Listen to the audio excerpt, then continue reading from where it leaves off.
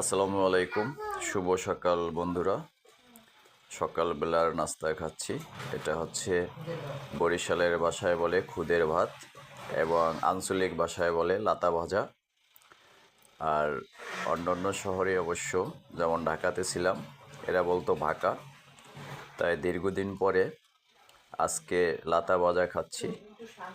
এটা হচ্ছে ধনিয়া পাতার ভর্তা, এটা হচ্ছে টমেটো ভর্তা, এটা হচ্ছে আলু ভর্তা।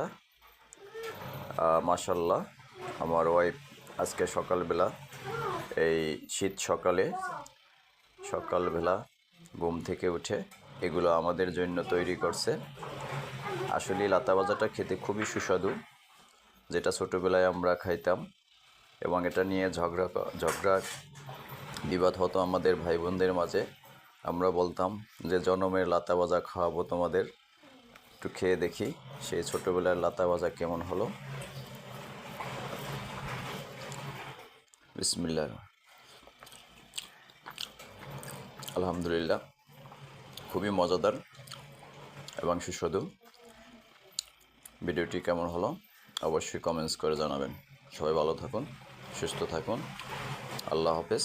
দেখা হবে পরবর্তী ভিডিওতে।